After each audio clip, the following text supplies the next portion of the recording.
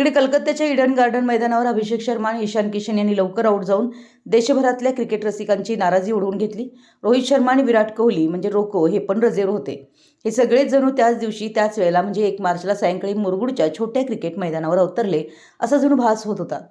त्यात किशोर वयाचा वैभव सूर्यवंशी पण असावा. चौकार आणि षटकारांची आतषबाजी करत शिंदेवाडी येथील शाहूनगर क्रिकेट संघानं स्वराज्य चषक पटकावला. क्रिकेट रसिकांच्या डोळ्याचं पार न फेडलं. त्यांच्या फटकेबाजीचं विवेचन म्हणजेच कॉमेंट्री सुद्धा तितक्याच जोशात केली जात होती. तिकडे संजू सॅमसनने सुद्धा विजयाच्या निम्म्या धावा चोपून वेस्ट इंडिजला धूळ चारली आणि इकडे मुरगुडमध्ये येथे भव्य असं क्रिकेटचं मैदानही नाही. मराठी शाळेच्या मैदानात हे सामने खेळले गेले. तेथे ना हिरवळ ना मोठे डिजिटल फलक. गलीतल्या चेंडूफळीचं रूपांतर या ग्रामीण मुलांनी तेज तर्रार क्रिकेटमध्ये केलं.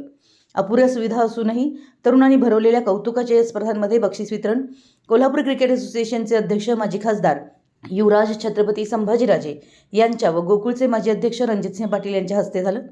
मुरगुडमध्ये भव्य क्रिकेट स्टेडियम असावं ही उणीव सुद्धा अधोरेखित झाली.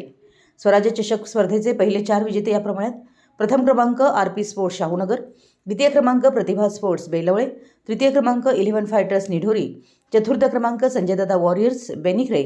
यावेळी स्वागत नंदू चौगुले तर प्रास्ताविक सुशांत मांगोरे यांनी केलं. संपूर्ण कार्यक्रमाचं सूत्रसंचालन प्राध्यापक अनिल पाटील यांनी केलं. तर शेवटी आभार सर्वेश पोद्दार यांनी मानले. यावेळी देवानंद पाटील, बी.एम. पाटील, नामदेव भांदिगरे, रणजित सूर्यवंशी, संतोष वाडकर, सुनील भावके, विजय गोधडे, रमेश वायंगडे यांची प्रमुख उपस्थिती होती. तर स्पर्धा यशस्वी करण्यासाठी नंदकिशोर खराडे, सागर सापळे, सत्यजित चौगुले, अनिकेत बेनके, तुकाराम पाटील, पंकज नेसरीकर, प्रवीण मांगोरे, नंदू चौगुले, रवी मिसाळ, आशिष फर्नांडिस आदींचं सहकार्य लाभलं. मराठी एस न्यूजसाठी मुरगुडहून सर्जेराव भाट.